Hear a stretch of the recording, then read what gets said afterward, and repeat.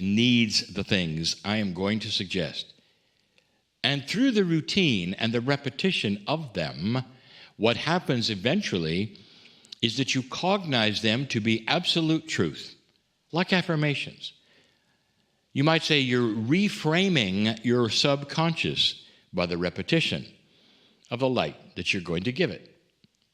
So let's start at the beginning. I'll give you just a few things that will help you. Number one, when you get up in the morning, whether you're alone, whether you're with a partner, when you put your feet on the floor and swing them around from where you're sleeping, wherever it is, as soon as your feet hit the floor, a routine. Think to yourself or say it out loud as you wish, whatever. Dear Spirit, thank you for this day. I am dearly loved. What this says is you're thankful and you're expecting good things that day. Now that is an attitude that often is not there when you swing your feet around and put them on the floor. Many times you're weary, you're tired, oh, it's another day, an alarm has just jarred you to awakening, all of these things. And now this is a routine. Your feet hit the floor. Thank you, Spirit, for loving me and the day to come. That's one. You start doing that every single day.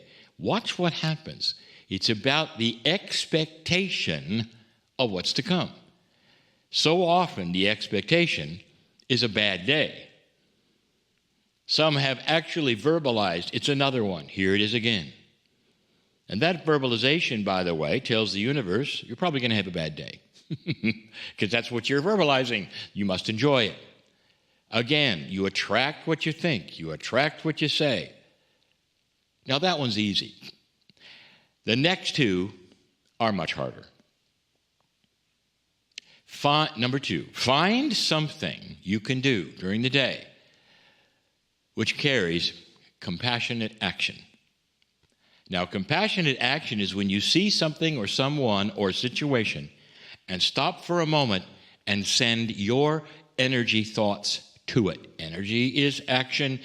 Energy is energy. Thoughts are energy. You can quote me on that. Energy is energy. It's so profound that humans have missed this, that what you think has consciousness, and that is energy. You can send it as energy, and it works. You put it into the field. It goes wherever you want it to go. If you do it in groups, it's even stronger. So, dear ones, I tell you, compassionate action. Find something, someone you either know or do not to send energy to. Now, here is what happens. And we have told you this before. There is another thing that develops when you do this. And that is a healing that comes back to you. Now, I say this again, and because I said energy is energy, I said energy twice because in energy, it's always a pair. In physics, everything happens in pairs. There is a plus and a minus, almost like a magnet on all energy, on all physics. There's two sides to the story. So when you send compassionate action, that's the one side. What happens next is two things. Number one, the persons or people or one person or individuals that you send it to receive it. Now that's their reception. Now you say that's one of the energies for them. But you also have another one. Something comes back at you. Your subconscious, your body, it knows what you're doing. And you feel better. Some of you, this is a healing experience. To send compassion and love and healing to another starts to heal yourself. That is, I'll call it the physics of consciousness. How do you like that so far? Is that too technical for any of you? When you send compassion, you receive something back. I'll tell you that someday there will be a formula for it because there'll be a recognition of the physics of consciousness, measurable, even the polarity of it and what happens to those who receive it. That is how profound this is for you to do. That's number two. Number three, It's hard. I've saved the hardest one for last. Some part of the day, you must find some way to laugh. And I don't mean pretend to. There's got to be something that's funny. And if you don't have anything that's joyful and funny in your home, in your life, in your work, then go find it. There are things that have made you laugh in the past. Go find it. It's a funny drawing. It's a cartoon. It's a joke. It's something perhaps on your media. You find it and laugh. Dear ones, this is critical. You must develop joy in some way, even a fraction of it, every day. Even in the midst of your depression. I told you this was hard. Find something you can smile at, even if you don't have the guffaw of a laugh. Find something that amuses you, that you can go back and chuckle at and say, this is really funny. Remind yourself perhaps of a funny time. This is really funny. Or perhaps you'll have help from a partner who says, remember the time when you did this or that? And you laugh and says, yes, I do. Dear ones, these are the three things that I guarantee will create life every single day that has light. Light every single day, maintaining, keeping that light. That's what this is about. And this is what will happen. Now, I didn't even mention the affirmations, did I? That's another graduate area if you want to start affirming who you are and perhaps what you believe. I didn't go there because the first three that I gave you are personal, things that you can do for yourself that you can understand, that are more concrete than believing anything else or reading an affirmation. These are the things that every single one of you can do that will make such a difference day by day in keeping the light. In the morning, during the day, during the evening, anytime you want to. These are the ones. We give you these things in love because we see the light that is coming to this planet. And we want you to be there, understanding it, rejoicing it, and sustaining it. I'm crying in love with humanity. And so it is. And with that joyful channel that we just received, I invite you to open your eyes if you've had your eyes closed and bring your awareness back into your body. You can still hold on to the beautiful energy that we were sitting in, but just gently bring your awareness back into your body because we're going to now talk to a special guest who is so accustomed to being in that energy. And her name is Tina Powers, and Tina is coming to us from Arizona. And I want to just make sure that Tina's there. Tina, are you there? I am here. Hello, everyone. Fabulous. Well, Lee, you have a special announcement about Tina. I do. Well, we love it when we have friends on our show, and we've had a few, and Tina is one because we have met her and we've broken bread together and had a show. We did a whole show with Tina because of her story is just really, really something, going from a news anchor to reporting from the other side, we say. And I'll tell you more about that in a moment. But if you missed that show and you'd like to see it, it's a free show. It's an hour long. It's called Beginnings, and it's at Kryon.com/Tina. That's lowercase. I put it on the screen here, Kryon.com/Tina, and that'll get you to that show. So if you haven't seen it, you can see it after this show if you'd like to, or anytime you want to. But she's a former news anchor. She really is. And a reporter who now works as a professional medium and receives psychic messages. As she laughingly says, it's reporting from the other side. You can hear that again in a moment. Sensitive since childhood. Tina felt the presence of people who had crossed over. But the intuitive information became a much more powerful force than she made the decision when it got overwhelming to leave that harsh reality of television news. I can't even imagine someone trying to hold a light and being in that environment because of what we have said about, the news and how harsh it really truly is. And she was right in the middle of it. So for more than a decade, Tina worked for KOLD TV, a CBS affiliate in Arizona, as a news assignment editor, producer, field reporter, and, of course, as we said, anchor.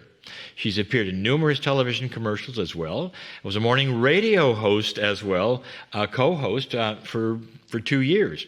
Tina also co-hosted, and I like this, the Children's Miracle Network Telethon in Arizona for 9 years. She's been in show business a long time, folks. She's a member of the Screen Actors Guild. Now, Tina lectures on intuition, and she holds private sessions with clients at the world-renowned Miraval Resort in Arizona. Her clientele is a veritable who's who of people from all walks of life, ranging from business leaders to celebrities who span the globe. And I can attest to this, that her warmth, her infectious laugh, and her incredible ability to help people connect with a higher vibration of themselves enables people to lead happier lives.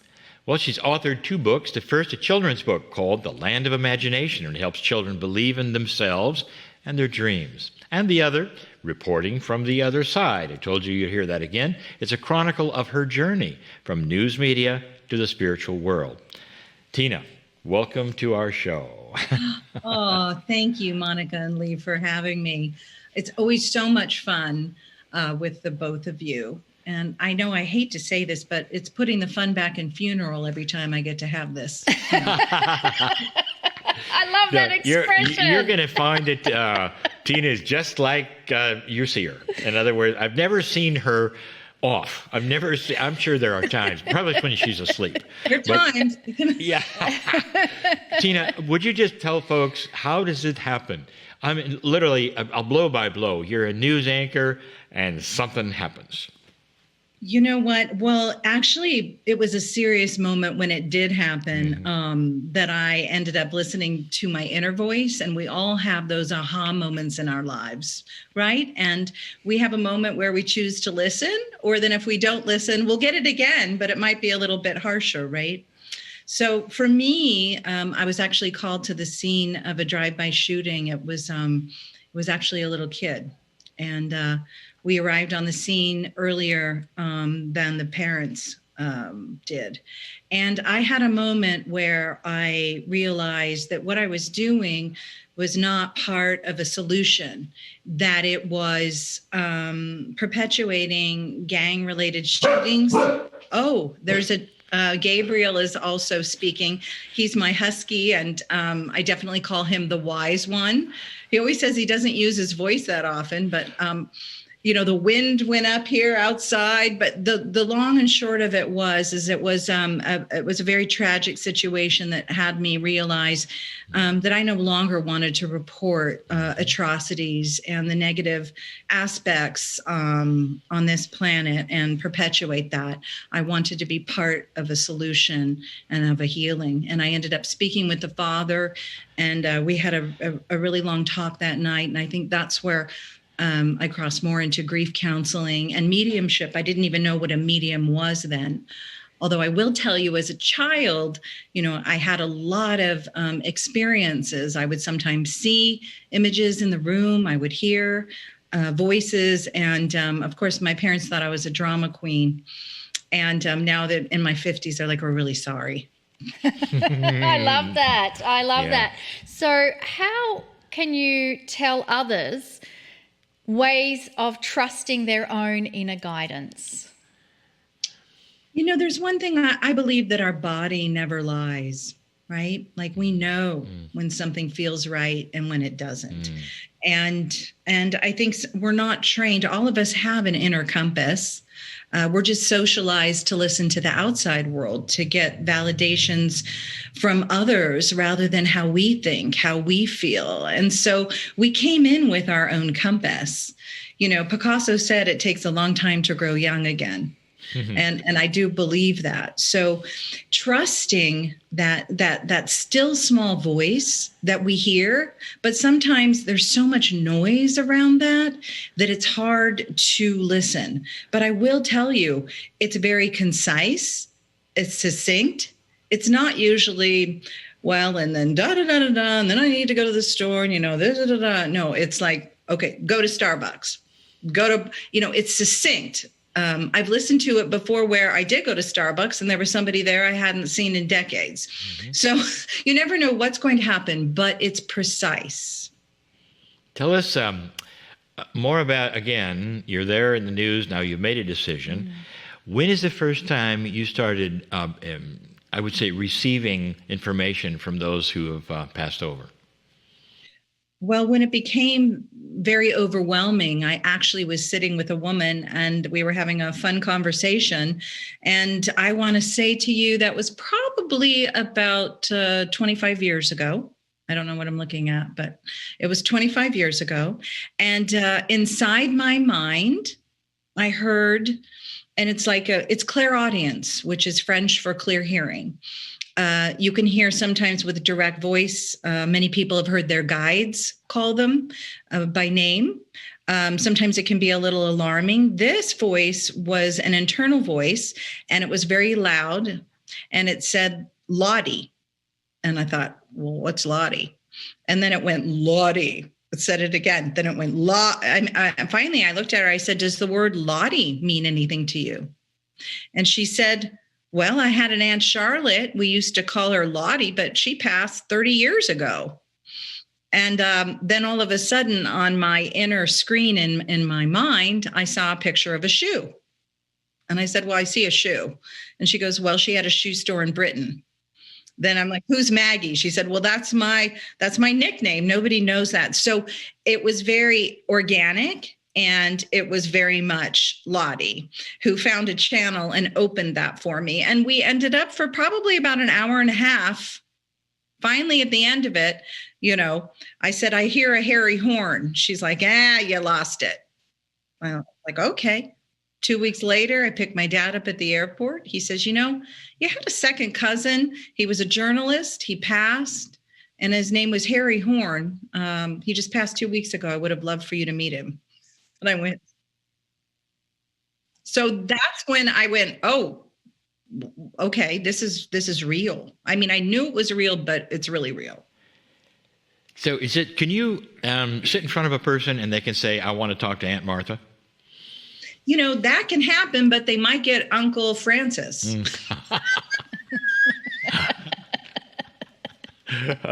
I like it. So how long before 25 years ago that was that experience, how long before it was that experience to then being really in that tragic moment of the drive-by shooting of the child and realizing, oh my gosh, I can't report this tragedy anymore. I have to be the solution. How long was that time frame? I would say it was almost about 7 years. Mm-hmm. So I was, walking around, and I'm sure people were very annoyed at me who were very close. I'm like, what is my purpose? What? I don't have a purpose. It sounds like, what is that Steve Martin movie? But seriously, I, it's very frustrating sometimes because when you inwardly know, okay, there's something I'm supposed to do. What is it? Mm-hmm. And then, almost any reader or psychic that I got in front of, they would say, well, whenever you have a chance to get up in front of people, do it. And I'd be like, So I started reading every book imaginable, going to different workshops, immersing myself and learning. So I was in a period of learning. And I think, well, we're learning our whole lifetime, right? Because that's the whole goal, right? To evolve. So, yes. So, I would just say, as I kept with what my passion was in my heart, which was really loving metaphysical, mystical, and from a young age, just knowing that there was so much more than I was just seeing with my human eyes. It was a knowing, a claircognizance, which is French for clear knowing. And it's been quite a journey. And then people started calling, and I thought, how am I going to do this? And then, I had a teacher who was very lovely, and she said, it always goes back to your intention. Is your intention to help and heal? Is your intention, what is it? And if it's good, don't worry about being wrong. I had another great teacher that said, for as right as you can be, Tina, don't be afraid to be wrong. Such great advice. I thank you for sharing that, because I'm sure there may be others listening right now who are at that point. What's my purpose? Why can't I be in my passion? And wow, 7 years, but you said you use that time to really hone in what is your intention, and then bang, there it was in that moment. So it really wasn't a moment. That was like 7 years in a moment. And what I want to ask now is, how do we ask for signs and confirmation from our divine guidance? So what I like to do many times is I ask out loud. I ask for an unmistakable, well, this is funny. I ask for an unmistakable sign. I do get them sometimes. I had a girlfriend that said to me, she was asking me if she should date this guy. And I said, well, let's ask for an unmistakable sign if it's in, the divine rightness for you. So she calls me later that night. She says, Tina, can we ask for an easeful, unmistakable sign? Because he just showed up yelling at my apartment complex. I think that was an unmistakable sign. Your guides and helpers really wanted you to get that you don't need to go down or take that exit for learning. She goes, well, let's put easeful. So I remember, and I was in Chicago at the time, and I kept getting the feeling and the knowing I was supposed to come back to Arizona. But logically, that seemed like, am I going backwards? Am I going back to what I know? How the mind does that. And so I asked out loud for an unmistakable sign if it was in my highest good to go back to Tucson. And the key, at least for me, is letting go of it, because we keep going, is that the sign? Is that the sign?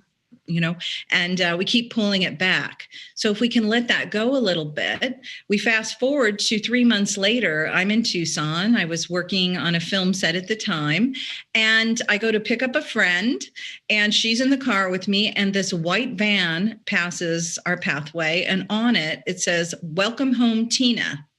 I'm in Tucson. I'm in Arizona. And I said, did you see that? Or is that just my psychic eye? She goes, no, I see that. That is just crazy.